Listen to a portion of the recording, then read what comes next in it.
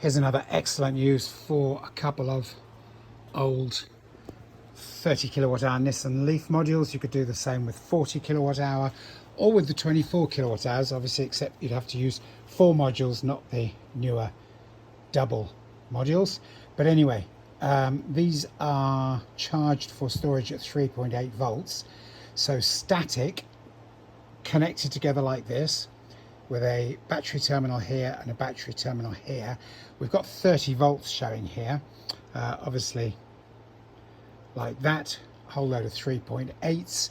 The intention is to get my lorry started with this. I've been using lead acid batteries on it. It's a conventional old school 7.5 ton lorry, so it uses a 24 volt system. Disadvantage to that is that every couple of years, because I hardly ever use it, I have to buy new batteries. Now the plan is with this one is that if I can just drain off a little bit of power, then they'll be perfect for starting and running it with. And because the charging system on the lorry will only charge to a nominal 24 volts, it's not going to stress any of the cells, it's not going to make them do a great deal of work, so should last almost indefinitely.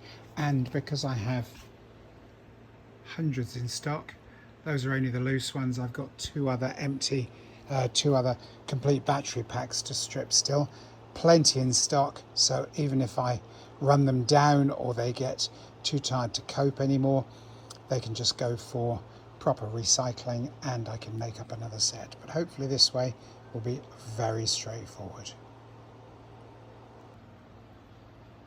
So here, using a couple of old Nissan Leaf double modules, I've got a 24 volt battery pack made up for my 7.5 ton lorry.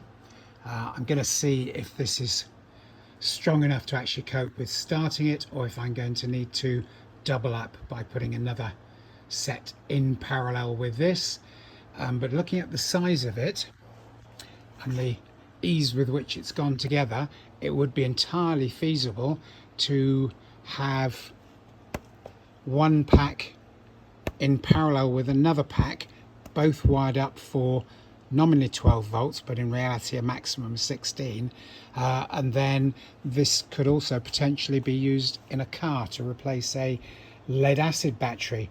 The fact that it's only going to get charged to 14 volts at the very most will save the need for a BMS, because the cells will balance themselves when the voltage is applied across them, because it's way less than the maximum voltage that the combination of cells can cope with. So I'm going to try this on the 24 volt, and then I will probably end up building myself at least one for at least one of my 12 volt project cars, and then they're easy for me to swap over if necessary for refilling or recharging, rather than having to go to the shops and buy a new lead acid one each time they die through lack of use.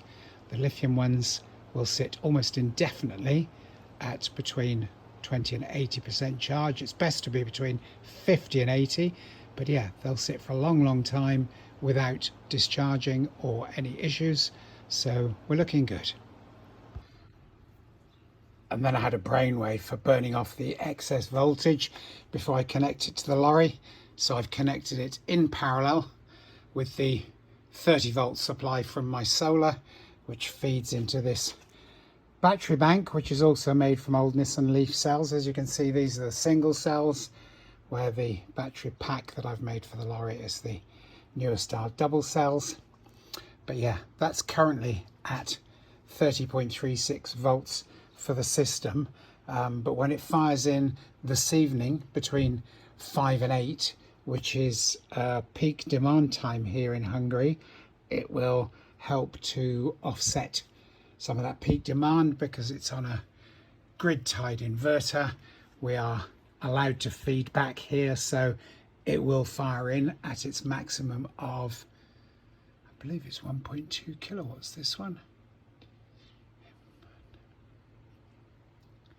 Can't actually see it on there, but from memory it's 1.2, but it might be 1 kilowatt. But anyway, it means that we'll drain down to around 20 volts across the batteries, but we have a safe setting of 2655 on them, so that if they fall below that, then the battery charger will just chime in at 1.5 amps, just to make sure they don't stay stone empty for any time at all.